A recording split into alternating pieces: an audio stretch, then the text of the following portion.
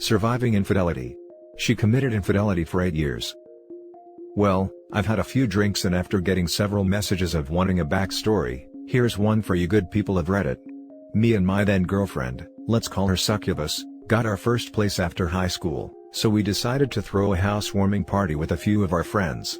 Well, later that night, I drank way too much after losing too many drinking games, and I ended up getting sick and spent a while in the bathroom trying to pull myself back together, only to end up going to bed and passing out.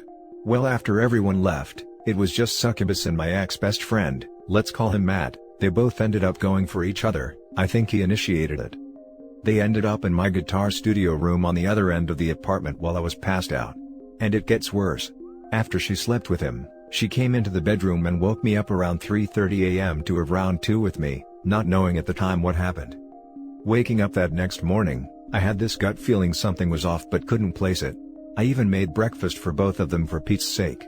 It was a month later, me and my ex went to a Halloween party at another friend's place, and after a long night of drinking, Succubus ends up falling asleep, and everyone there ended up leaving. I tried to call for a ride home but my phone died. I was looking around for a charger and couldn't find any, so I decided to grab Succubus's cell phone out of her bag, and when I turned the screen on she already had a text up with her best friend, and the first line it read, "Make sure OP doesn't find out." Alarm bells going off, so I read on. Succubus told her best friend everything that happened that night, and bragging about how exciting and fun it was, and telling her best friend that if the opportunity happened again, she's going to do it. I can't even begin to explain the feeling that came over me.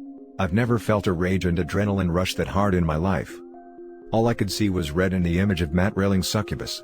I ended up leaving with her phone. Driving home when I had no business driving in my state. Making it home, my father met me at my place. I proceeded to pack her things, and after charging my phone, I was calling Matt, pretending I didn't know anything. I told him that I wanted to hang out. Well, he was gone for the weekend hanging with his friends, and he told me he would see me Sunday night. Well, after packing all of Succubus's stuff, I went back to the house to pick her up. She was still asleep. I woke her up and drove her to her father's house. Confused with all her stuff in the car and headed to her dad's house, she kept asking me what's wrong. Not saying a word, I just tossed her phone in her lap with the text exchange she has with her best friend. She didn't even get sad, she got enraged saying, "Why were you going through my phone?" And that's an invasion of her privacy. She told her father I was abusing her when we got to her dad's house. Well, she ended up calling Matt and told him I knew everything. And when I tried calling him to meet up Sunday night, he with the voice of a dying man said, "I know you know what happened. I'm not going to come see you tonight." I started to laugh, and I told him I'd see him at work then and I had no problem going to jail. Well, Monday comes, I'm literally shaking. I came in a half hour early just to see he was already there. He told the boss what happened, and to not call the cops no matter what happened. I give him credit for that. And when I walked in, he told me to go out back. I proceeded to shove him to the ground, yelling at him to get up. He just laid there, so I ended up landing a few punches to his head. And the hardest part was, I couldn't keep going. All I could see was him and me in first grade when we first met. It killed me inside. After landing those few punches I couldn't bring myself to do it anymore, and I just told him it wasn't over and walked away. 5 years later, he reaches out to me and we start talking again. After telling me how sorry he was and after hearing from a bunch of people how he would get drunk and try and end himself from the guilt, I told him we could talk from time to time, but things would never be the same. Well, later, he ended up falling in love with a woman, his first real relationship. And after a year of dating, he finds out she was cheating on him. He was devastated. Matt hasn't gone a day without drinking at least a 6-pack, and his drinking became a lot worse. I ended up getting a call about a week later from him while I was at work. I could barely understand him. He was crying and blubbering words from being intoxicated. All he kept saying was, "I'm so sorry, I deserve this, and I hope you can forgive me, goodbye." He hung up and I tried calling him a bunch with no answer. I notified work and told them I had a family emergency and left. I made it to his house in record time. When I got there, I ran to his door. One of those solid glass doors. I saw through him hanging from the ceiling, flailing his arms and legs frantically. I threw the door open and grabbed his legs and hoisted him up. The emotional roller coaster I was feeling was insane. Sure, I hated this guy for what he did, but he didn't deserve to die. After a long conversation and getting him sober, I helped him get clean. Just over this past summer I got a text from him saying, "1 year ago today you saved my life OP, love you brother." Today is my 365th day of sobriety. I can't believe I made it. Every day I feel conflicted. I hate him. But I'm happy for him. Can you guess what Succubus said when she found out? "Aw, poor Matt. This woman is a psychopath, and had zero remorse for the pain and destruction she caused." This is just one of the stories I have of my time with Succubus. Now for the top comments. Matt at least had the decency to be ashamed of his behavior, her on the other hand. Psychopath seems like a mild description, wowza. Such a crazy story. Hope you're on your way to healing, mate. After typing this, I was laughing because it sounds like a poorly written drama show. I recently cut Matt from my life. Kinda the reason I'm drinking and decided to write this out. I may have forgiven him, but I can't forget it, and it's not something I want to keep reliving in my head. Only time he really reaches out anyway is when he wants someone to make him feel better. Finally had enough. He goes through his breakup and I was there for him. Who was there for me when I was going through my time in hell? No one. I'm not going to be someone's doormat or emotional support anymore. I'm burnt out. This is probably what makes those good guys turn into a-holes, because I feel myself getting to that point. Cheers. Why wasn't this your only story involving Succubus? Because I was weak and a doormat. Because I was in love. I'm not trying to beat you up. This was more for the benefit of others whose first thought is reconciliation. You learned your lesson. I'm truly sorry. I do know your pain. It's okay, hindsight is always 20/20. It took me 8 years to find some value in myself and know I deserved better. Anyone reading this, my advice is to just walk away. Reconciliation is not worth it. Now for the next story. Husband was sending message to a woman that we're separated and getting divorced, we're not and we were happy, I'm crushed. I've been married for 7 years and we have a 3-year-old together. Something has been really off about my husband over the past few months. I chalked it up to work stress and quarantine stress. He's also been hiding his phone more, not outright, but he's been more attached to it. To be honest, I suspect something, but then I think I'm just being paranoid and don't act on snooping or anything like that. He's never done anything in the past. Last month, he tells me how he wants to spice things up in bed and it's been kind of boring. I was hurt at first, but I agree, with a kid that sleeps like crap, it's hard to get quality intimacy in. Although, I've always made it a priority in our relationship and make time for it 1 to 3 times per week, so far from a dead bedroom. I listen, step it up, and become more present during intercourse. I was happy he told me, and was open and honest. Other than this, everything has been pretty normal. We're even talking about trying for a second in a couple months, and the reason I didn't just take a higher paying job because the company I am with gives 6 months maternity leave, unheard of at most places in the US. Not to mention we just moved to his hometown to be closer to family, which I was on board with. But we moved in February 2020, so right before the pandemic. So, it has been a little lonely and hard to make friends. Fast forward to last night, he stayed up and played some video games, but I wasn't feeling well and went to bed. He comes in and goes to sleep. At 3 a.m. his phone is going off, message after message after message. It wakes me, and he works in a career that he can be called in at all hours. So I go to look, and it's Instagram messages from a woman. I look, and I just had a gut feeling, a feeling I've had for a few months that something wasn't right. I read them and it's him telling her how beautiful and hot she is, and how her ex-husband is dumb for leaving, listening to her custody battle/divorce stories. He goes on to tell her that we are on the brink of divorce, and he has moved out of the house. None of this is true, we haven't had any large fights either, these messages are over a couple months. He messaged her tonight that he's filing for divorce and we're basically not together, then goes on about how guys probably message her all the time because she's beautiful. Playing the scorned husband whose wife doesn't like him. Pictures were exchanged, not sexual, but flirty in nature. I've never read or snooped his messages, so who knows what else has been done. Turns out it's a recently divorced single mom that he went to high school with. I am crushed. I thought we were partners in life, soulmates, best friends. We have a beautiful boy. I confronted him, and left and went to a hotel room. He admits to everything. I am alone in a state where I know no one, and because of our son's school and my work, I cannot just simply leave. I don't know what to do. My entire world got wrecked. I feel so useless. I try so hard to be a good wife. I do a lot of the domestic duties and child care. Even though we both work, I work out and stay in shape, I'm well groomed and fun to be around. His friends are always telling him how cool and personable I am. I let him have boys' weekends, when other wives don't. I don't nag and he has freedom to do activities that bring him joy. My heart hurts. I am back in the house, and he is staying at his dad's. I want a divorce, and I know nothing about how to get one and what I need to do. I don't want the house honestly, I won't tell him that. From what I searched online, I need to be separated 6 months to file. Now for some top advice. First and foremost, you should consult with a family lawyer.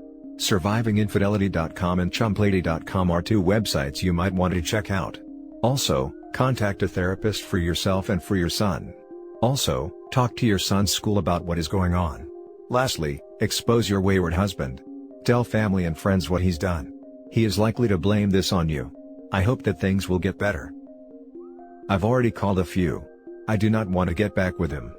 This happened before with a woman he worked with, not to this degree. But the conversation was not appropriate for a married man with a child.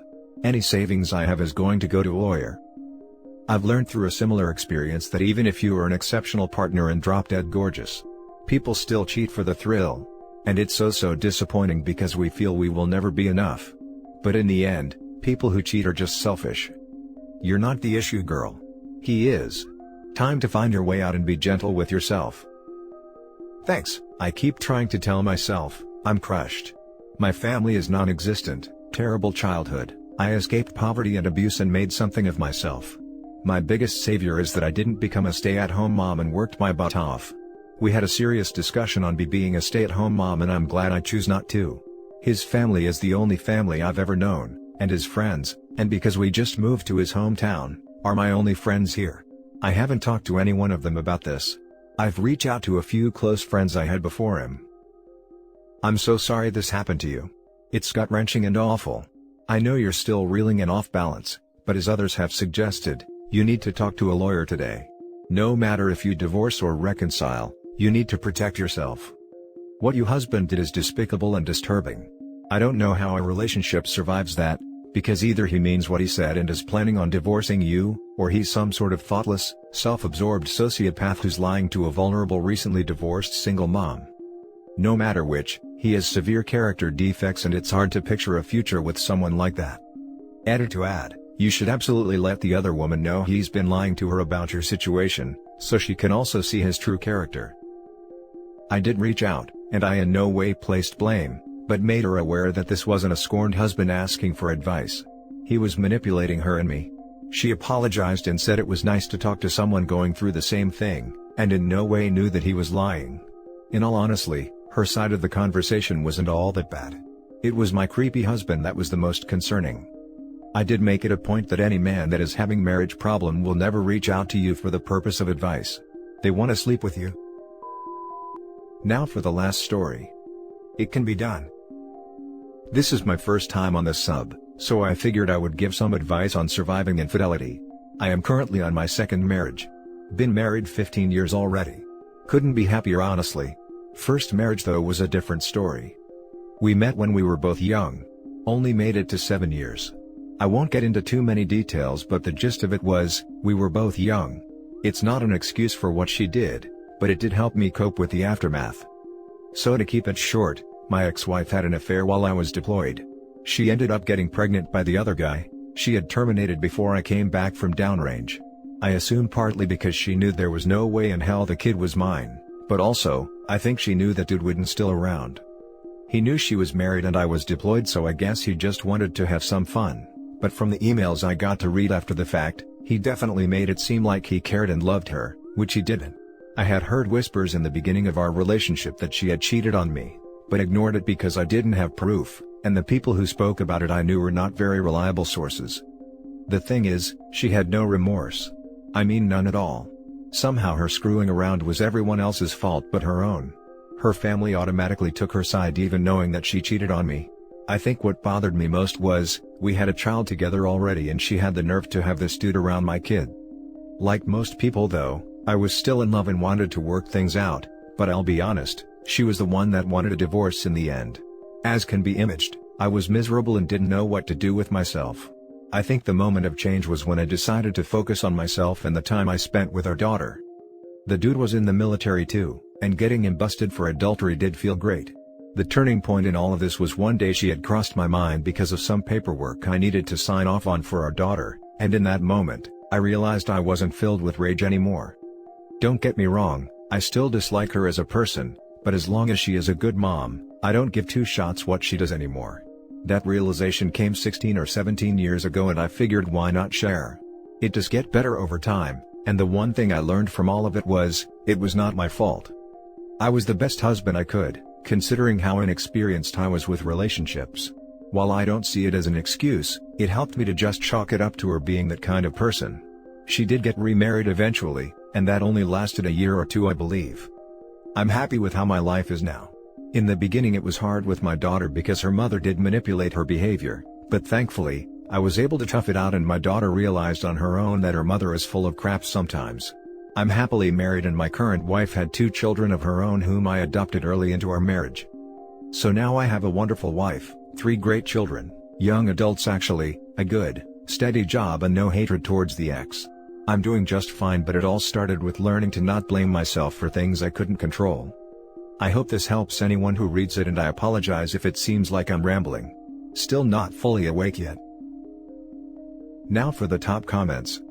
I tell people, it's like someone else was married to my ex-wife. On the rare occasion we speak, we have no problems.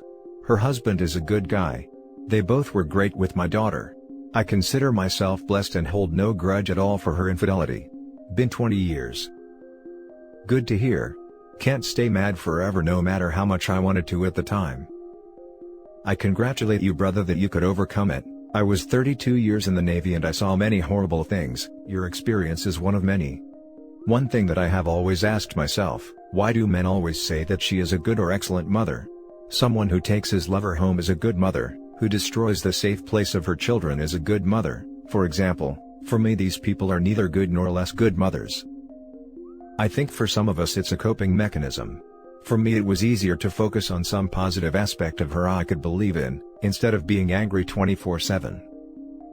I am truly glad that you managed to secure a happy ending. Also, nice move on busting the affair partner. Thank you. Yeah, that part did feel good. He went from a sergeant promotable, to an SPC again. Also was nice knowing what he did got around, so it took a while before anyone would date him, unless they didn't know anything about him at all. And that's it for this video guys. If you have thoughts to share, leave a comment below. Don't forget to hit like and subscribe if you like this content. I'll catch you in the next one. Good day everyone.